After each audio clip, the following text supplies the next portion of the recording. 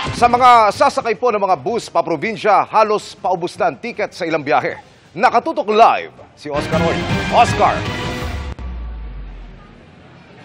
Yes, Emil, kumpara nga kahapon, mas marami na ang dumagsang mga pasahero sa mga bus terminal ngayong araw. Mga biyahe naman sa iba't ibang lugar, gaya ng Bicol, fully booked na.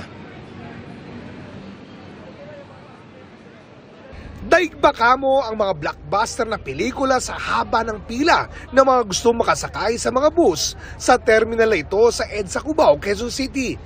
Tila halos magkapalitan na ng muka sa tindi ng siksikan. Pati nga sa mga palikuran, pila rin. Buti na lang at tuloy-tuloy ang labas at pasok ng mga bus. Kaya kahit maraming pasahero, sumasapat ang masasakyan. Maliban na lang sa mga biyaheng pakagayan na nagkakaubusan na rin ng mabibiling tiket. Kakabaka ba tuloy ang mga tulad ni Emerson na nagbabaka sakali na lang makabili ng tiket. May work pa po kasi kami. Ngayon nag-half day lang po kami sa trabaho para makasakay lang dito. Ang ilan, handa raw tumayo sa may pasilyo ng bus, makauwi lang. Given na po yung fact na yan kasi nga po uwian ng mga nagtatrabaho dito sa Manila. So marami po talaga ang pasahero. Marami na rin chance passenger dito sa may Victory Liner sa may EDSA Camias. Kabilang si Aling Lita na nagkukumahog makauwi sa Tabuk, Kalinga. Antok na pero di raw niya magawang umidlip sa pwesto sa takot na maunahan sa pila. Kasi inaantay mo ngayong bus na pag sakayan mo, kung nakakuha ka ng ticket, saka na lang matutulog. Sakay na kami.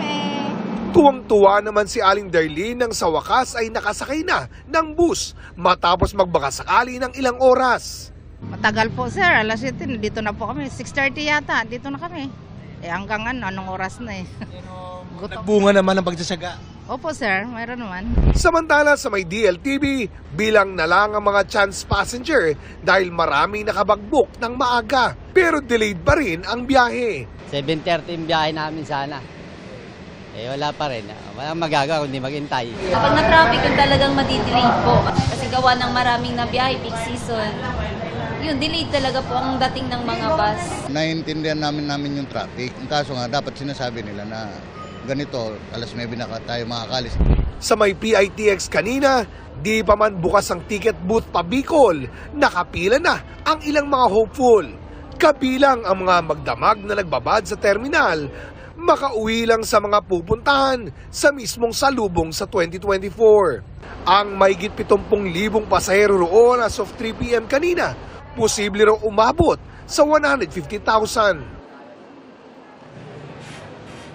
Samantala, Emil, una nang ginarantiya ng LTFRB na walang dapat ikabahala ang mga biyahero. Sapat daw ang mahigit 1,000 special permits na inisyu nila para marami ang makabiyahe. Emil? Maraming salamat, Oscar Oida.